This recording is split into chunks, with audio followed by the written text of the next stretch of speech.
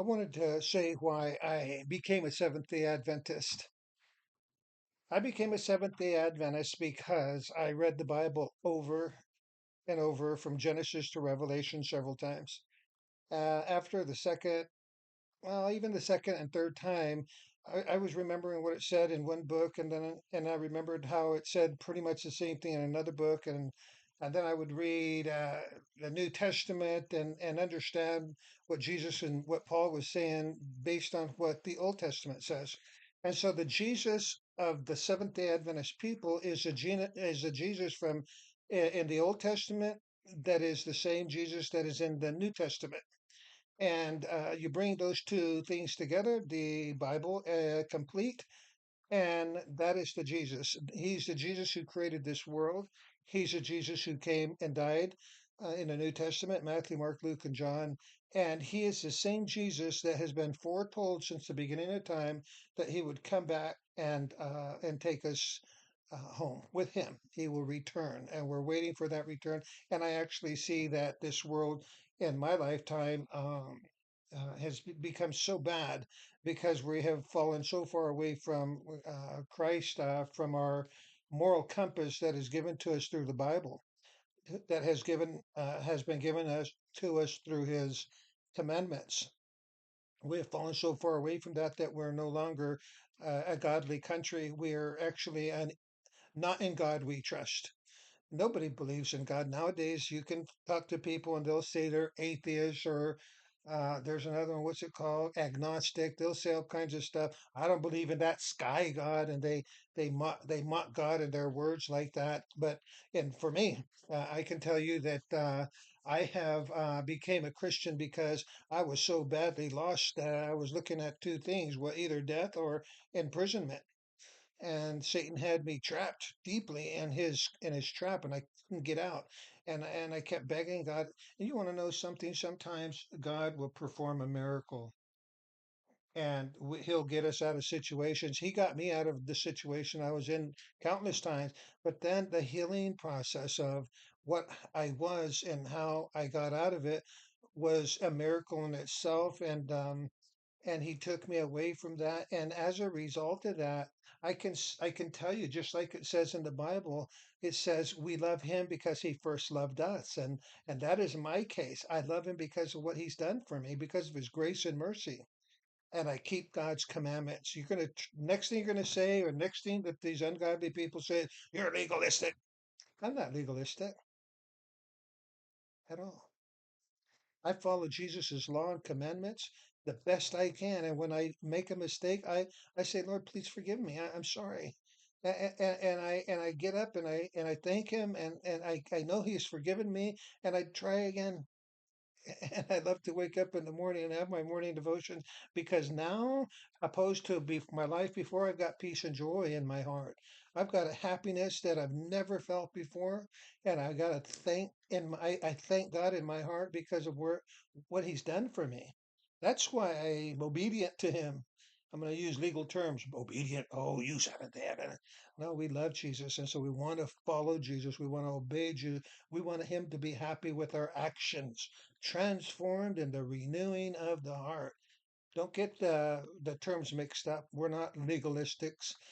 There's a guy on the internet that I was listening to. I have been coming down from Southern California, coming back up north because I have some appointments up here. But I'm going to show you a picture. I listened to this guy on the internet. His name is Jim Bibber. I like to kind of just mock him, and I'll say babbler, because of the ugliness. This guy right here, I hope you can see it. I can't see past my hand there, but this guy right here, he's a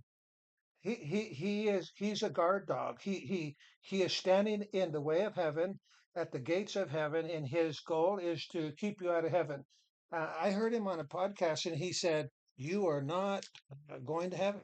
He says, "I don't believe in Jesus," and he says, "I am not a Christian." There he is again. He has a podcast, and he over and over he's bashing Seventh Day Adventists.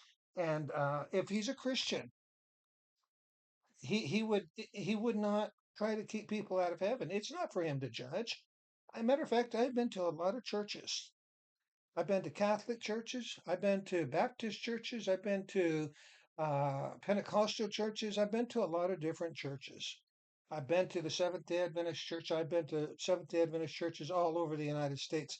As a truck driver, I would drive in, and I would shut my truck down on my 34-hour reset, and I'd go to church wherever I was at. And one thing that rings true in every church is that they love Jesus. They follow the entire Bible. They're not going to say we are New Testament churches. You can't even understand the New Testament unless you understand the Old Testament.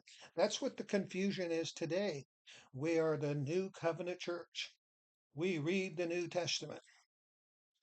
You can't even understand what Colossians chapter 2 is talking about unless you know the Old Testament.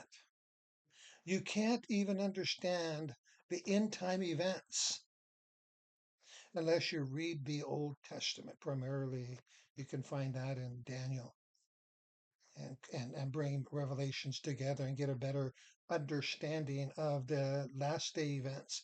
And so that's why I am not a Sunday keeper. I want to follow what Jesus says. And he says, remember the Sabbath day to keep it holy. It's not about a legalistic thing, it's about God knew in creation, He creates another day, the seventh day, so that we can stop what we're doing and come and commune with Him. Kind of like going over to His house and spending time with Him on one day out of the week. Is that too hard to ask? Because that the Christian people have fallen away from that concept. We're in a mess down here in planet Earth. As a matter of fact, when I was going to some of these different Sunday churches, we'd go to church and after that we go to the movies. We forgot. We forgot about our Christianity. We left it at the church door. That's most of the Sunday Christian people. Oh, after church, we're going to go to the mall. We're going shopping. And there's nothing wrong with that, but they don't even make Sunday holy. The holiness of a weekly cycle day was thrown out and opposed. Now let's go to the other side. Adventists, they know about the Sabbath. They said, what does it say? Remember the Sabbath day to keep it holy. 6 days shalt thou labor and do all thy work, but the seventh day is the Sabbath of the Lord thy God. Jesus says, I'm Lord of the Sabbath.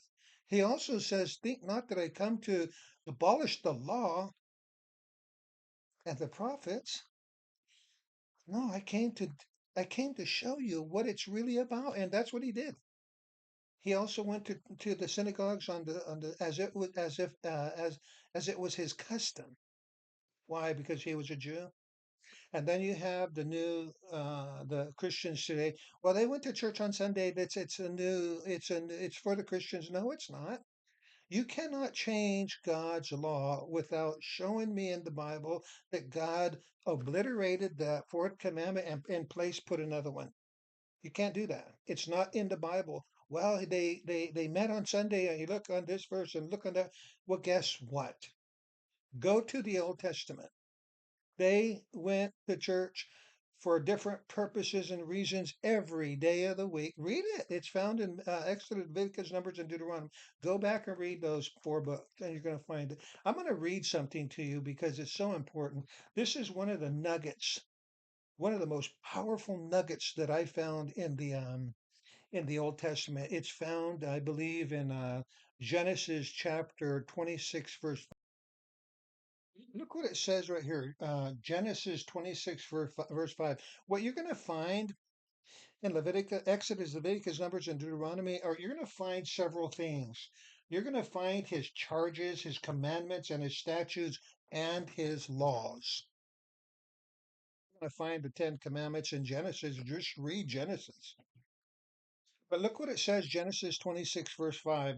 Because that Abraham obeyed my voice, kept my charges, my commandments, and my statutes and my laws, that he found favor in God's eyes.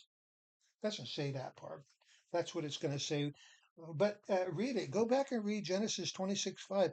Everything in Moses' Torah, Exodus, Leviticus, Numbers, and Deuteronomy is Abraham was doing it already. That tells me Abraham understood the Sabbath.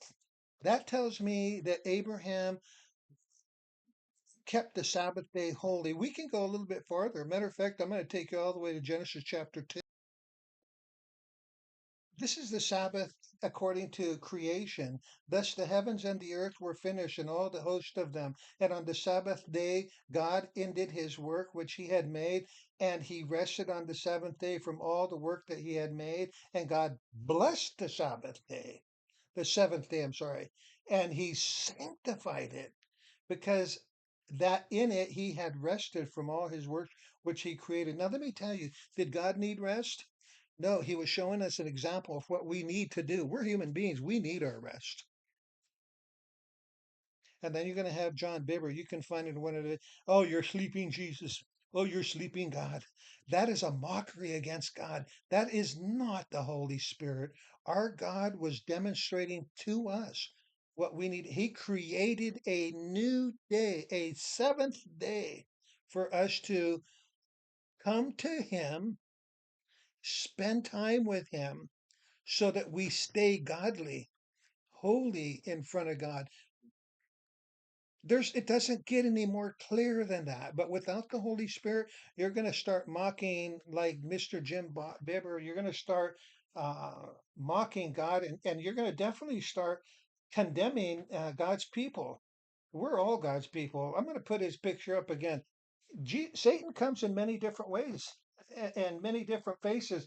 This is the face that Jesus comes in, that Satan comes in now, Mr. Jim Bibber. That is the face that I see. This is the character that I see when I listen to Jim. It's very ugly. And then we're going to find again in Exodus chapter 20, I believe, what God says in His law. It says right here, remember, don't forget the Sabbath day to keep it holy. Now, I'm going to tell you something. This is the Sabbath commandment, that God's law, His moral law, the Ten Commandments. I'm going to tell you something about that. We have forgot about the Sabbath, and everybody rejects it. The Christians, they have a different Jesus because they don't keep the Jesus commandments. Uh, and our country here in the United States, is falling apart at the seams. I don't, David says the same thing. He keeps the Sabbath, so he was a Sabbath keeper too. Everybody in the Bible were Sabbath keepers. Every single one of them, from Adam and Eve to John the Revelator, everybody. But as Christians, well, it was nailed to the cross. They don't even understand Colossians chapter 2 because they don't know the Old Testament. But anyways, I've got about another minute or so. I'm gonna show you a video of this Antichrist, Satan's guard dog to heaven. Hang on. Okay, so anyhow, listen to this guy right here. Facebook have been exposing Adventists. And, well, he found one of those videos to a former Adventist in which he criticized the denomination in no uncertain terms. Though he covered a lot of ground, what struck me most was his claim that Adventists don't understand or proclaim the true gospel. Absolutely. We all know that on this channel. And that Yeah. as a result, there will be many people, etc., burn in hell forever because they promote false gospel. Because admittedly, we could do a much better job of articulating and embodying the gospel. Boy, Boy, I tell you what, I'm gonna burn in hell.